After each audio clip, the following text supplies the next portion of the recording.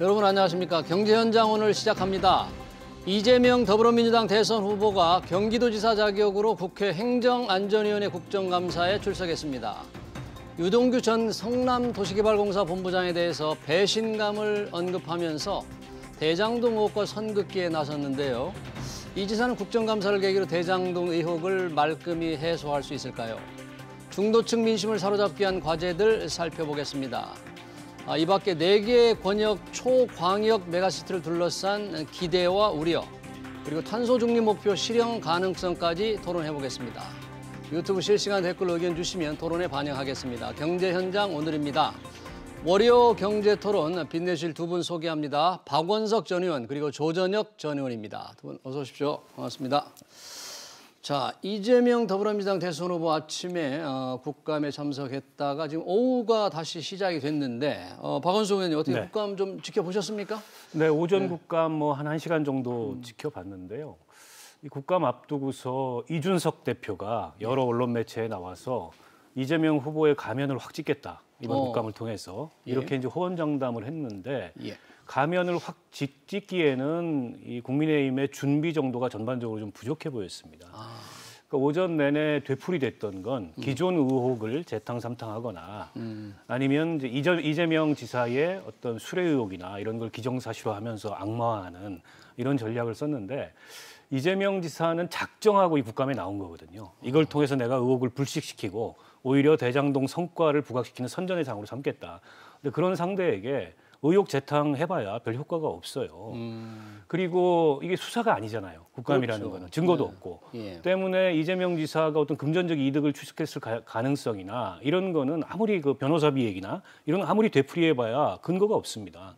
그보다는 이 대장동 사건 전반을 어떤 프레임으로 봐야 될 건가라는 프레임 싸움에서 확고하게 국민들한테 인상을 줬어야 되는데 이재명 지사 계속 그 얘기를 합니다.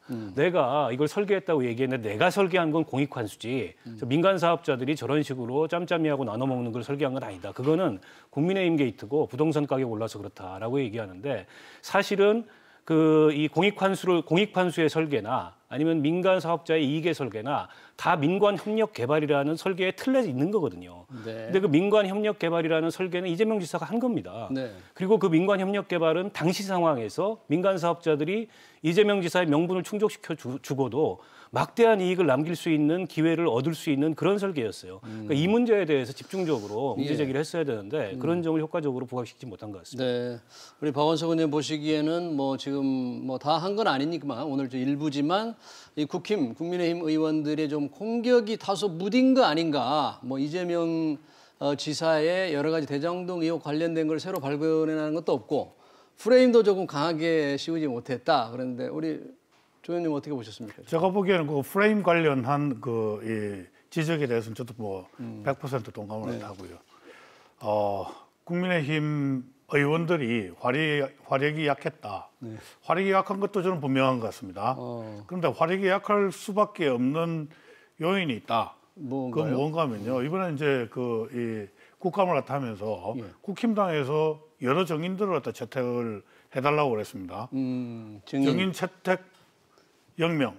게다가 각종 자료들 있지 않습니까? 각종 자료들을 갖다 내달라고 그랬는데 그것까지 다 이제 거부당했습니다. 그러니까 뭘 집을 갖다 짓더라도 그 재료가 있어야 집을 갖다 짓고 총을 쏘더라도 총알이 있어야 되지 않겠습니까?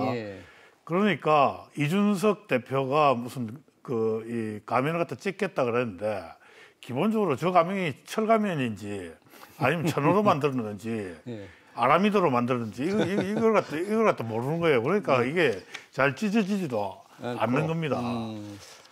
그래서 아까 이제 제가 이제 프레임 관련해가지고는 제가 한마디 좀 붙이고 싶은 부분이 이런 겁니다. 그러니까 국힘당 입장에서는 자, 이재명 후보가 도덕성도 엉망이고 게다가 능력도 엉망이다. 이 두 개를 갖다 한꺼번에 사실 이 명성에 흠집을 갖다 내려고 그랬거든요. 그런데 비리 관련한 부분은 사실은 이게 수사기관이 아니기 때문에 이게 비리다 미리다고 주장은 할 수 있지만은 그게 국민한테 확 와닿지는 않을 것 같습니다. 근데 그거는 어느 정도 하고 사실은 이재명 지사가 일을 갖다 잘한다는 그 이 신화 아닌 신화가 있는데, 예. 야 당신은 일도 개떡같이 했지 않았느냐? 예. 이 부분을 사실은 부각을 하는 게 맞다. 이게 간단히 이야기를 하면은 대장동 사건의 핵심은 이거거든요. 예.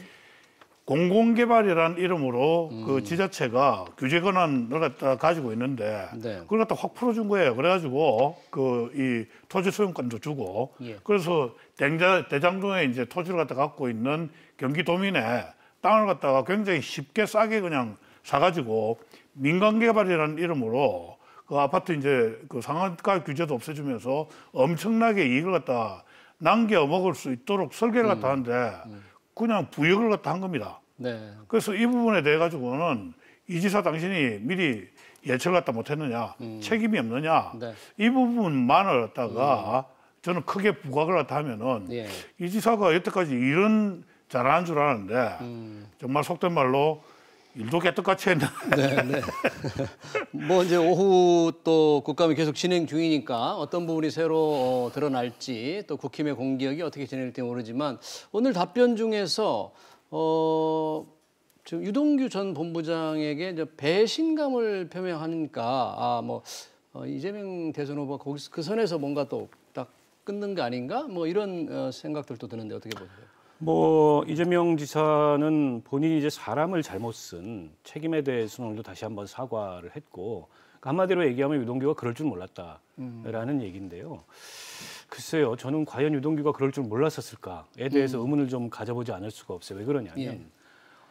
이게 이제 민관 협력 개발이 확정되기 전에 성남시 내에서 누구도 민관 협력 개발이라는 말을 입에 담지 않았을 때 2012년 5월에 최초로 당시 시설공단 기획본부장이었던 유동규 씨 입에서 민관협력개발이라는 말이 나옵니다. 네. 그에 대해서 성남시 관계자들의 지적도 있어요. 아니 시설 관리하는 사람이 뭔데 저런 얘기를 하냐.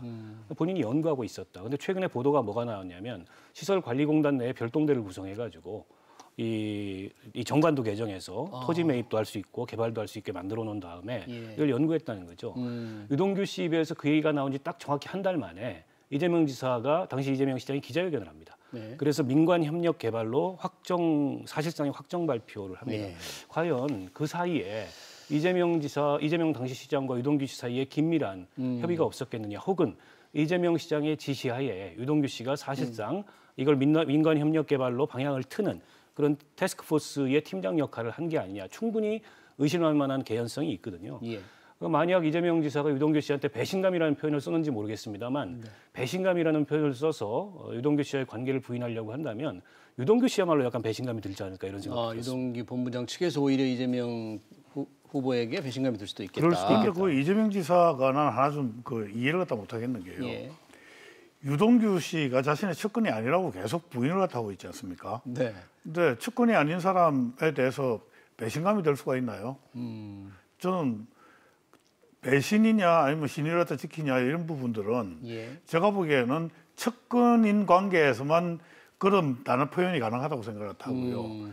이 지금 이재명 지사는 계속 하여튼 유동규는 자신의 측근이 아니라고 얘기를 하지만은 유동규가 어떻게 보면은 이제 성남 도시개발공사의 처장을 갖다 하면서 예. 심지어 사장까지 갈아치웠다는 증언까지 지금 나오고 있거든요. 뭐 실세였다 뭐 그런 증언들이. 그렇습니다. 예. 그런데 성남도시개발공사의 사장을 갖다 갈아치울 정도 같으면은 갈아치우는 사람이 누구겠습니까?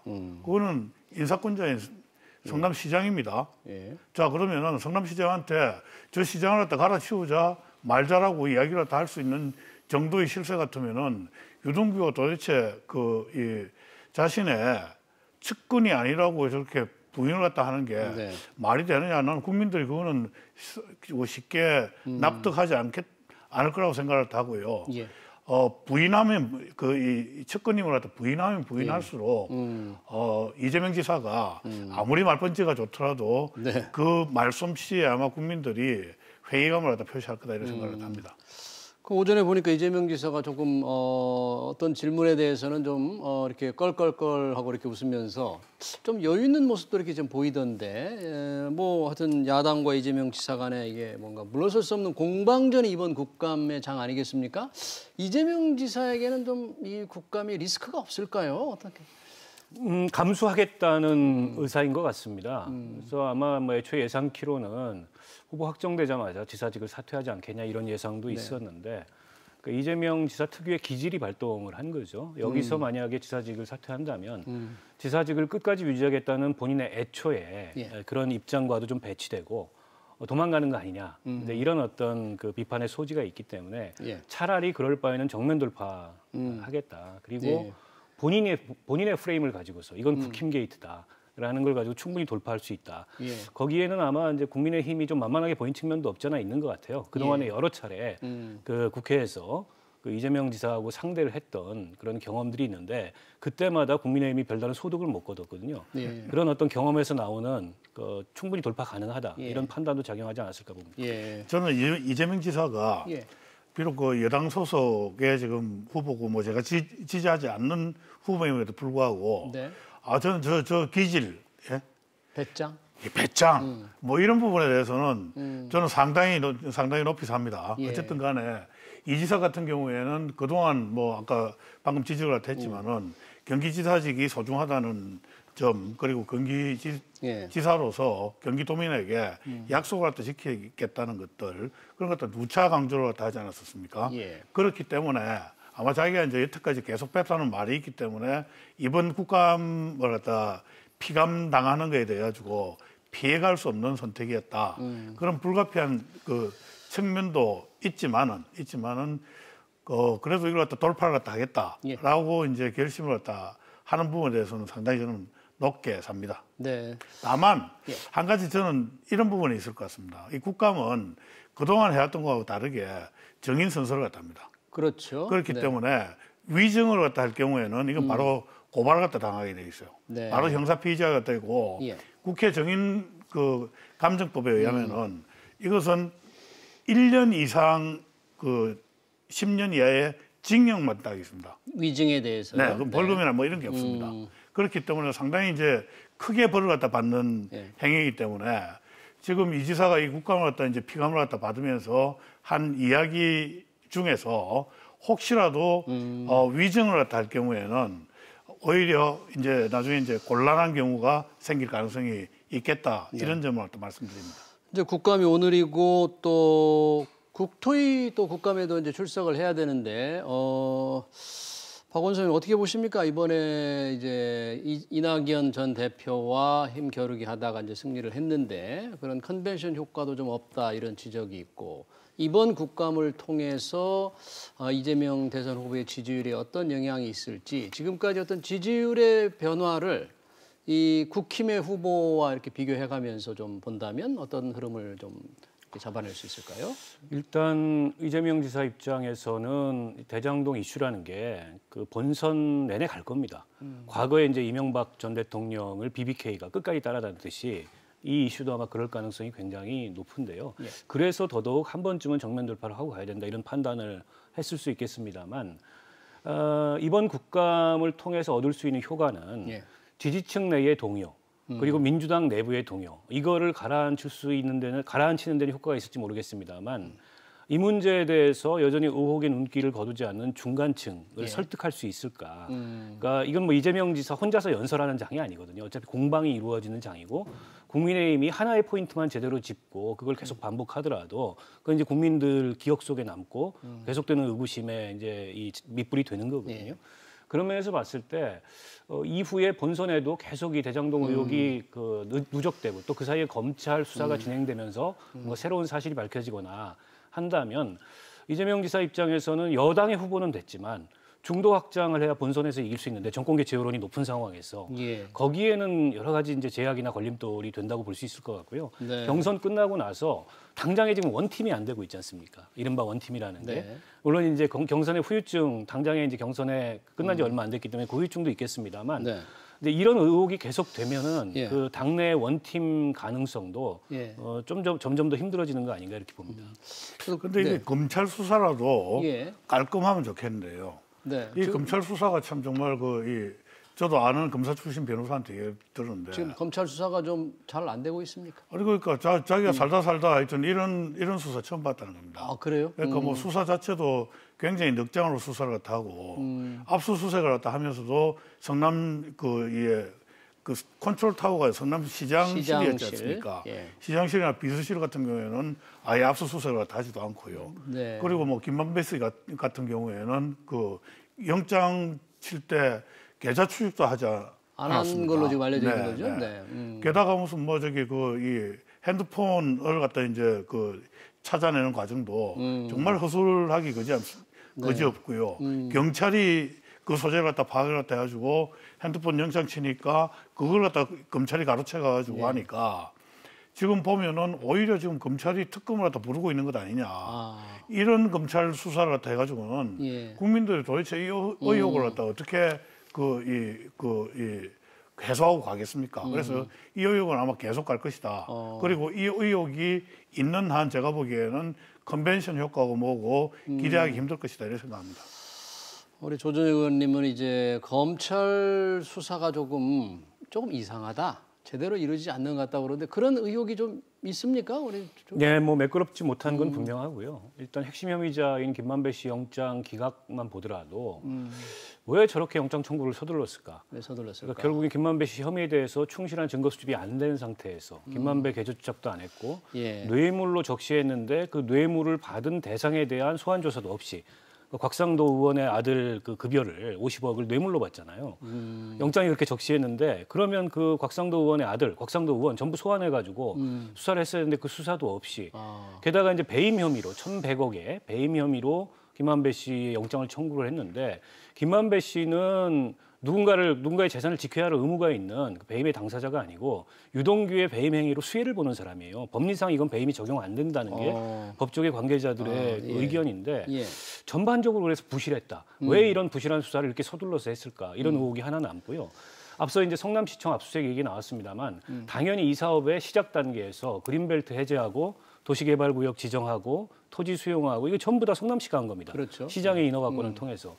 근데 성남시에 대해서는 영장이 기각되고 나서야 뒤늦게 압수수색을 했는데 핵심 증거가 어쩌면 남아있지 않을 수도 있다 이런 우려가 있잖아요. 그런 점에서 봤을 때 이게 검찰 수사가 점점 더 이 특검에 대한 요구를 더 높이는 이제 그런 방향으로 가는 거 아니냐. 물론 이제 김만배 씨에 대한 보강 수사를 한다니까 지켜봐야 되겠습니다만 지금까지 봐서는 충분히 정치권의 특검 얘기가 나오고도 남는 그런 상황이 아닌가 싶습니다.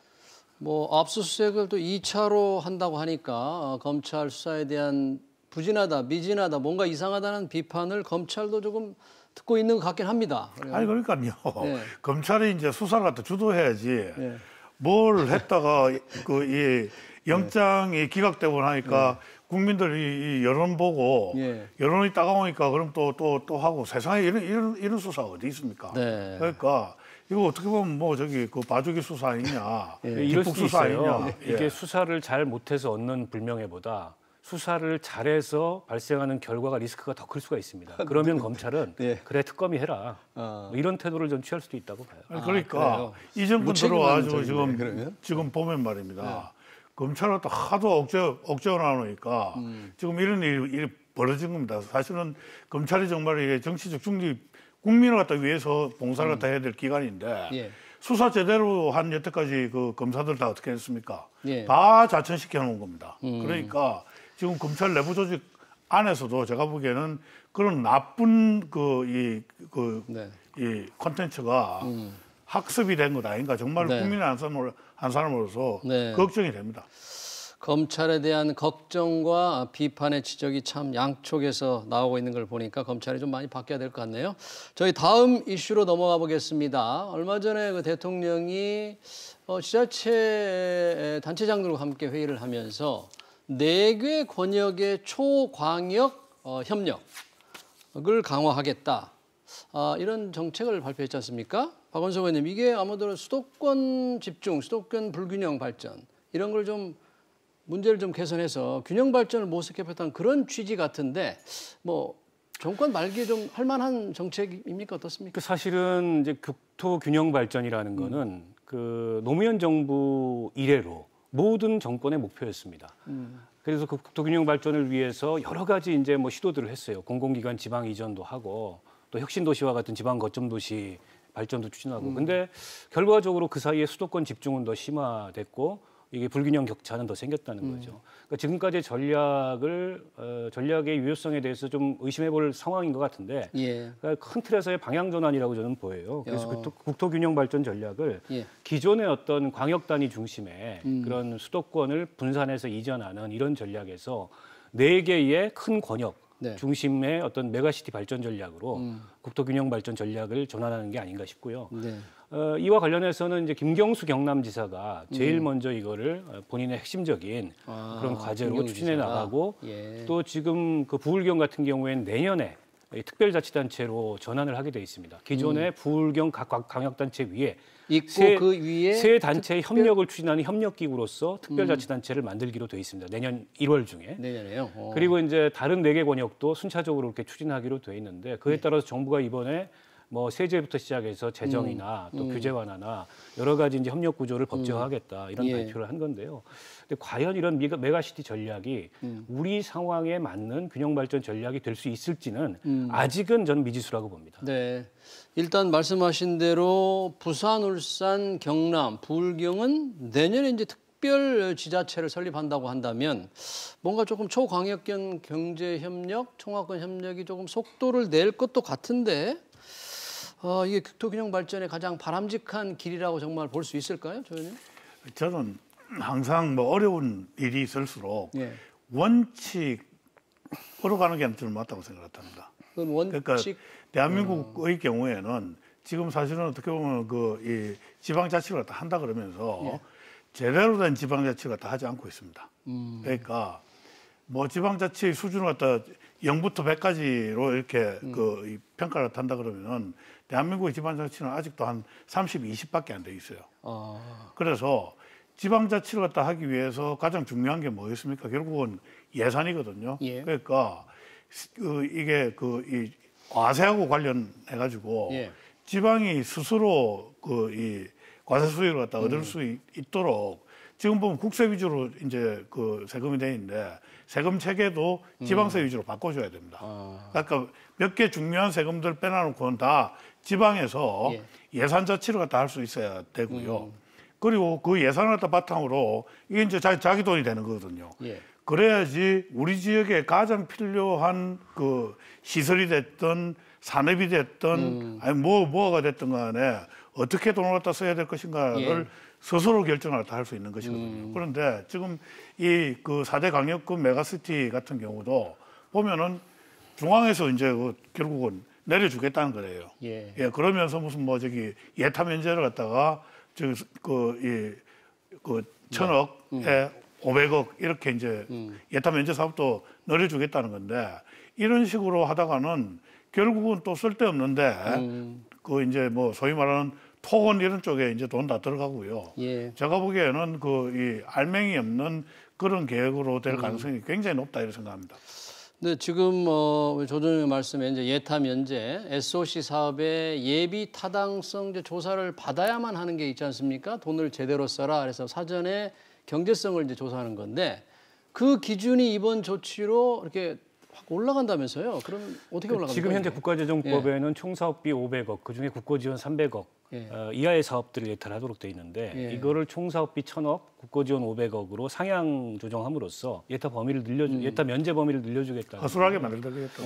물론 이제 어쨌든 규제에 관한 인센티브를 준다는 측면에서는 의미를 찾을 수 있겠습니다만 특히 이제 자치재정권이 굉장히 빈약한 상황에서 지방자치단체들이 뭘 해보려고 그래도 즉 초광역 협력 사업을 해보려고 그래도 이게 이제 예타에 묶여 있어가지고 그때마다 중앙정부의 심사를 받아야 되는 거를 조금 완화해 주겠다라는 건데 자칫 이게 그런 효과보다는 경제성이 검증 안 된 사업들이 남발될 가능성이 특히 내년 선거를 매개로 그러니까 자치단체 장들이 공약하는 거죠. 막 이런 거 하겠다 저런 거 하겠다. 근데 나중에 가서 보면 그게 경제성이 거의 없거나 예타를 통과하지 못할 사업들이 이 예타 면제 규제 완화를 틈타가지고 우후죽순처럼 통과돼서 개발 사업이 난무하거나 이럴 가능성이 있죠. 그렇다면 오히려 국가재정의 건전성에 굉장히 부정적인 영향을 초래할 수 있기 때문에 정부가 예타 면제 범위를 늘려주긴 하더라도 그에 대한 보완 장치는 있어야 될 것 같습니다. 근데 제가 보기에는요. 이게 무슨 사업별로 이제 이게 중앙정부가 허락을 하고 안 하고 하는 이런 방식은 지방자치의 정신에도 저는 어울리지 않다고 생각해요. 지역 균형 발전 정신에도 저는 어울리지 않다고 생각하고요. 네. 만약 필요하다 그러면은 이 사개 권역을 갖다 두고 네. 대충 뭐 인구 비례라든지 아니면 면적 비례도 좋고 네. 거기에 럼섬으로 네. 큰 뭉텅거리 돈으로 주고 그러니까 꼬리표가 달리지 않는 돈으로 주고 이거를 지역에서 가장 필요한 사업들을 당신네들이 예산을 아껴가면서 그 목적 사업으로 쓰시라. 저는 차라리 이런 자율권을 갖다 주는 게 저는 맞다고 자율권을 생각해요. 좀 더 주라 그런 얘기인가요? 네. 그러니까 지금은 지방자치법이나 아니면 세법 자체를 갖다가 그 바로 그 이 개정하기 힘드니까 만약 지방자치의 정신을 갖다가 살리면서 이런 그 이 지역 균형 발전을 달라 그러면은 오히려 그런 그 과감한 방법도 생각을 해볼 필요가 있다. 그렇군요. 하여튼 예비 타당성 조사 우리 박원순님 말씀을 하셨는데 이걸 좀 기준을 올리면은 경제성이 좀 안 되는 사업들이 많이 나올 텐데 내년 대선, 내후년 지자체 선거가 있잖아요. 다 그거와 맞춰서 뭔가 좀 그러니까 의혹이 이게 이제 있어요. 과거에 예타 면제로 인해서 큰 논란을 겪었던 게 4대강 사업입니다. 그때 무분별하게 예타 면제를 해가지고 국가재정법의 시행령으로 갔던 거를 다시 본법으로 끌어올린 게 2012년 초에 국가재정법을 다시 개정하면서 그때 제가 이제 국회 기재위에 있었는데 예. 근데 이제 재밌는 거는 이명박 박근혜 정부 때보다 지금 예타 면제 사업이 더 많아요. 문재인 정부 들어와가지고. 문재인 정부 들어와서 특히 이제 균형 발전이라는 명분 하에 여러 가지 SOC 사업들을 예타 면제를 해주는 바람에 지금 규모가 훨씬 늘어났습니다. 예타 면제 사업 규모가. 근데 이거는 사실은 이 정부가 스스로 돌아봐야 될 좀 대목 중에 하나라고 보고 네.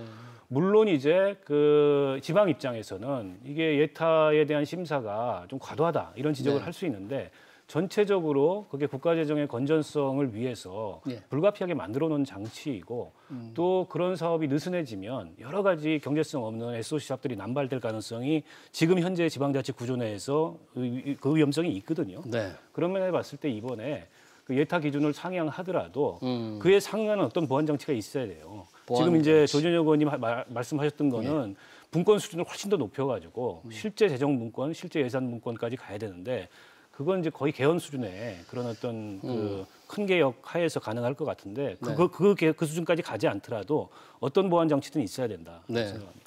알겠습니다. 지금 보면요, 방금 박원석 의원님이 잘 지적을 하셨는데 MB 때 이제 예타 면제 사업 총 규모가 이제 60조 정도였습니다. 이 정부 지금 들어와서는 100조에 육박하거나 아니면 100조를 갖다 조금 넘기거나 그 정도입니다. MB 정부를 오히려 토건 정부라고 이렇게 비판을 해오는 아니 그렇게 이제 사실은 정부였는데. 그 문재인 대통령께서 대통령 당선되기 전에 굉장히 비판을 다 하셨거든요. 그런데 막상 이제 자신이 이제 그 이 정권을 갖다 잡고 나서 MB 정부 때 예타 사업보다 지금 뭐 한 40조 이상 지금 이렇게 늘어난 겁니다. 오죽하면은 이 정부의 우호적인 경실련 같은 데서 문재인 정부에 대해 가지고 그 성명서까지 발표를 했어요. 그러네요. 네, 뭐 하여튼 과연 정권 말기에 이런 4대 초광역 협력이 잘 이루어질지 좀 지켜봐야 되겠고요.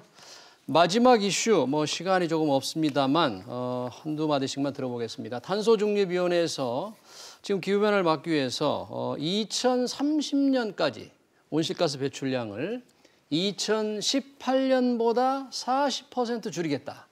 이 안을 이제 오늘 확정을 합니다.